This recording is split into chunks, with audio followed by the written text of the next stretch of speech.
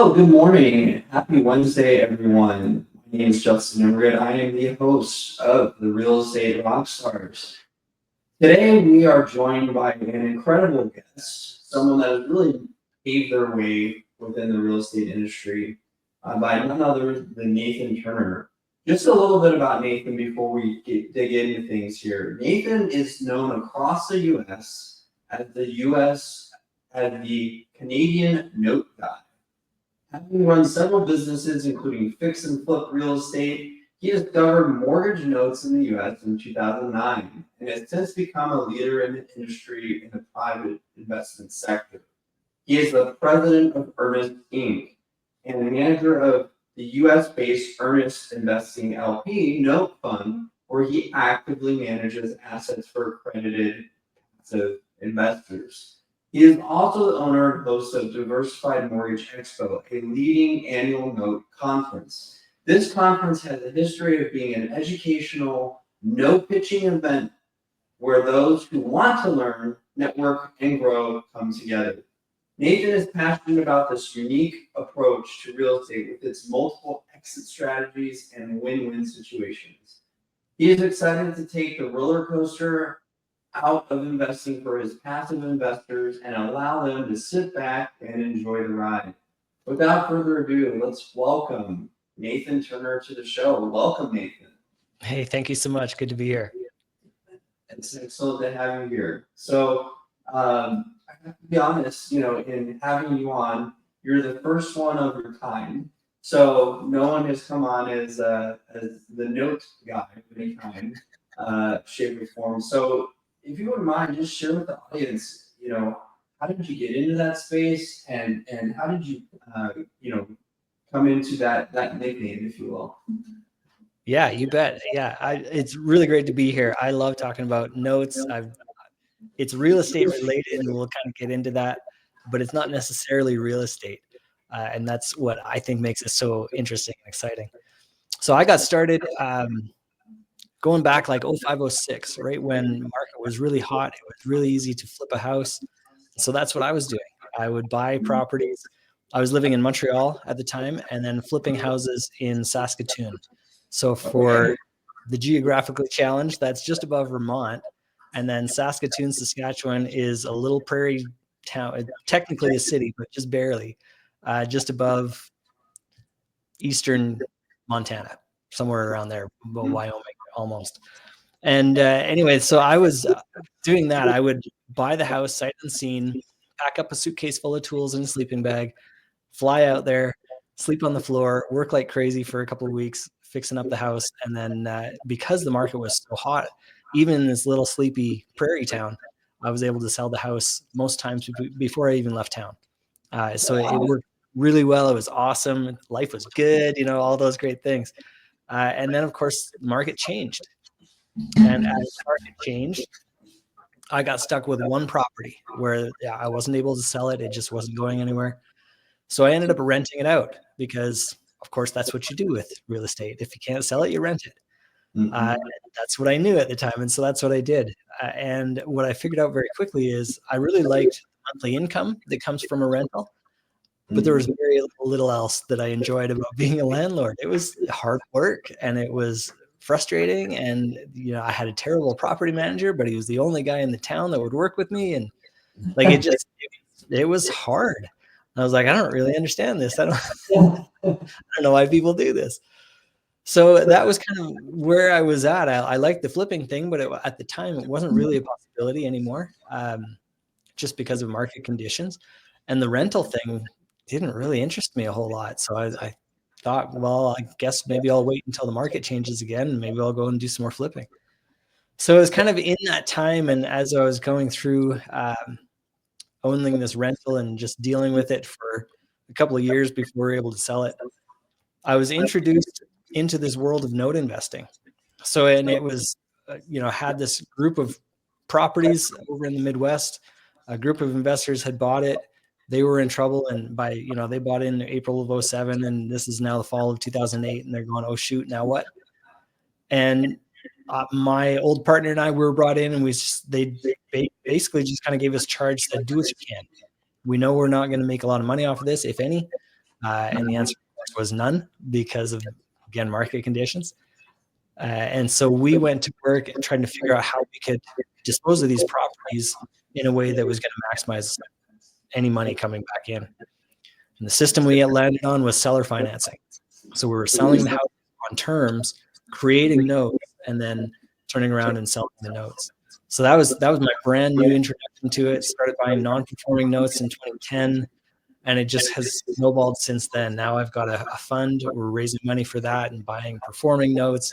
I've got this conference and everything. It just kind of stemmed all from some pretty humble beginnings at the very, very beginning of it all. But it's been a lot of fun. Sounds like you got your hands quite full now. So Yeah. something that probably, I mean, did you ever even imagine that it would have snowballed into what it ended up snowballing into? No, not at all. I didn't really have any grand aspirations. I didn't have like a roadmap, a plan of where I wanted it to go necessarily. I knew that I liked the business and I knew that I wanted to buy more notes. That was about it. It started from there. That's so neat. I love those stories when, as much as I love the stories of, hey, I persisted, I had a goal, I had a vision. I also love the stories of, what, I had no freaking idea that this was going to be what it ended up being. So that's so cool. So Nathan, there's a lot of challenges in the real estate industry, especially right now. I mean, if you just look at America right now, the tariffs that have been instated here in the last couple of weeks, with what that's done to our economy, or seems to be doing to our economy. There's still more to come, in my opinion. Real estate is going to be impacted. It is already being impacted, but what about for your space, right? How has your space been impacted by some of the recent, shall I say, policy, changes and adjustments that have gone on? Yeah, and that's a great question because you're right. It's very volatile. Who knows where it's going? Whether it seems like there's another announcement coming out every day out of the White House, and that changes everything. And so it's hard to predict. And it doesn't matter what side of the aisle you're on. It just makes it harder to do business and harder to predict where you're going. And as a Canadian, I'm totally politically agnostic. I get to be just a casual observer, and it makes it interesting. But it does. It presents a challenge. With notes, here's one of the things I like is it doesn't present an immediate challenge for me.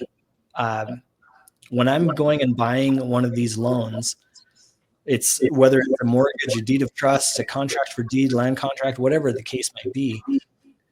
The fact is I'm buying an already established set of terms. So the borrower living in the house, they've already agreed to whatever interest rate, they've agreed to whatever payment amount over this many months and years. That's already been set. That's what I'm purchasing. So regardless of what's happening in the economy, whatever's happening in the market, it doesn't actually affect anything about the mortgage that I already purchased. So it can have an effect when I'm looking to buy that mortgage a year down the road or 2 years down the road, potentially. But really, whatever I have that I'm already holding on to, nothing changes. And that's really nice. So it provides a lot more stability in a very turbulent time. In a very turbulent time. Wow. So it sounds like there are some things that you're maybe, shall I say, shielded from being in this space, which is great. Which, again, if you're looking for investments, something that's ancillary to market conditions like that, that's probably a pretty worthwhile investment. At least something worth looking into further. Yeah, definitely. And not to say it's completely immune, but we're very well insulated. So it's like I say, it's a separate topic, depending on what's going on, like independent of what's going on in the market, we've got what we've got. And then, change happens over time, and that's fine. But we've got a lot more time to deal with it and to foresee and plan and all those things. Absolutely. So you mentioned, or I should say, I mentioned at the onset and latter part of your bio there about how you just love working with with these investors, investors for that matter, that can actually finally lay back and sit back and enjoy the ride, so to speak. Yeah. Is that the most rewarding part of your job? Share, from your own mouth, like, what is the most rewarding part of your job? That's a great question. So I get it on both sides. So with my investors, they just get to sit and relax, like knowing they don't have to understand, every nut and bolt that goes into this, but if they understand the concept and how well insulated they are, that gives all kinds of, relief and confidence in whatever's going on. That's wonderful. And I'm glad to be able to help provide that. On the other side of things, when I'm dealing with the borrowers, the people that are living in the houses, because I'm not a bank, I have so much flexibility. So I mentioned I was buying non-performing notes starting in 2010. Did that for about a decade. So those specifically were loans where people were already not making payments. And so it presented all kinds of interesting situations where we're trying to help get them back on track. The reality is I don't actually want the house. That's not what I'm after. The best and most profitable exit for me is to have that person living in the house get back on track and making payments again. That's number one goal. And like I say, it's not just a nice thing. It actually is the most profitable. So I'm extra motivated to help them stay there. And like I say, because I'm not a bank, I can be far more flexible. So if that means we need to skip a payment, if that means we need to do a temporary adjustment to their payment amount, if that means, we adjust the interest rate or the amount of time left on the loan, we've got so much flexibility that we can work together, the owner and I, and figure out what's going to work and be able to help keep them in their home. And that's awesome. That's really, really fun. It's pretty rare out there, I'd have to say, where when you do something that not only feels good and is like the right thing to do, actually is the best thing to do for the business. I mean, I found in my experience, and I'm sure you've come across this, that those things lining up is very rare. So it's pretty neat that you found a venture and a way of investing that really aligns all those things up for you. For sure. And of course, they're not always, perfect stories, and we're not able to help everybody. And yes, you can lose money on this, but overall, the good stories far outweigh the bad ones. Absolutely. So let's take a look at the other side of the coin, if we could. What's the most challenging part of your job, or the part that you still kind of like, if you're to be truthful, you don't really care for? There are a couple of those things. Some of the administration stuff is really not fun for me. Accounting, I really don't like accounting, and so thankfully there are other people in this world that love doing accounting. So fantastic! Then I get to share that with them. They get to do what they love to do, and I get to do what I love to do. So that's a an annoyance. The actual job itself, the challenges are finding notes. There's not a regular MLS that you can go and tap into mortgage notes that are for sale. So it's a constant challenge getting out there and just talking to the right people and getting connected with those who have notes to sell. And that can be anything from a hedge fund down to an individual who inherited a home and now they've sold it on terms and they're looking to cash out, and everything in between. My ideal partner in that way is somebody who does this as a business, where they're acquiring a property, they're selling it on terms, collecting their down payment, getting the note started, they've qualified the borrower, doing all that stuff. Now they want to cash out and they approach somebody like me. I can then cash them out of the note, or they can go out and buy another property, and we just keep doing that over and over again. That's my ideal. And so that's who I'm always looking for, and everything in between, like I say, hedge funds right down to the individuals. So pretty wide array of people, clients, and partners that you're talking to on a daily basis. How do you? I mean, it's a lot what I call context switching. So Yeah. how do you context switch, between all those different players? I mean, do you have some sort of flow diagram that you've developed? I mean, I'm sure you've kind of developed some tactics that are unique to you that have helped you be successful over the years. Yeah, really and truly, the secret to the success is just getting out and talking to people. And so I went to my very first note conference in 2009. And then I found out that there's a whole community of people that do this. So getting connected with the people that are already in the business is massive. Because it's such a small niche business to begin with, making sure that you know who's in the know is a big deal. And so making those connections was really important. That led me to, taking over this conference that we now run. This is our third year, so 2 years ago. Because I'm out there looking for connections, I'm looking to expand my network. If I'm the guy in charge of the conference, hopefully that will help me to expand that exponentially. And that has certainly been the case. That's been great, where I've been able to meet people that I probably wouldn't have met otherwise. Absolutely. That's well said. Yeah. So, there's a lot of process to what you do, to what anyone does in real estate. And I always like to spend some time on the negotiation part of things. So really, if you could maybe just share what was one of your most difficult negotiations that you had, and how you overcame it and kind of moved through it onto the other side of things.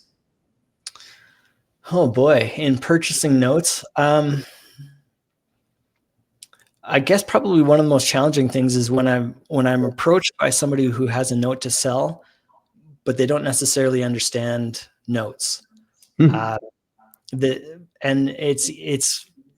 It takes some getting used to, honestly and truly, because like most people that get into this business, they come from a real estate background.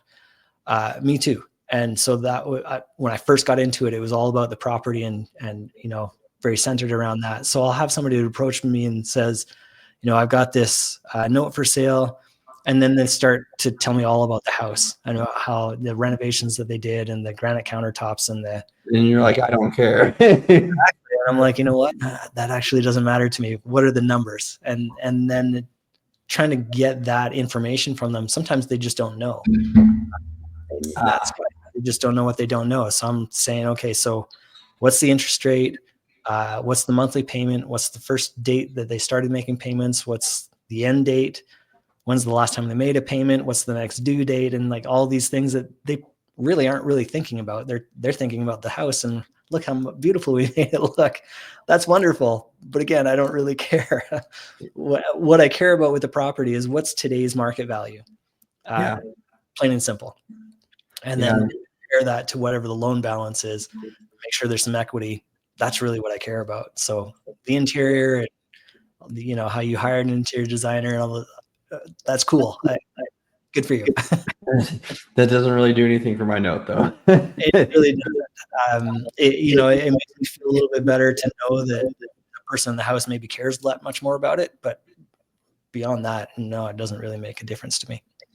Yeah, can't put lipstick on a pig and call it good to go, right? Right.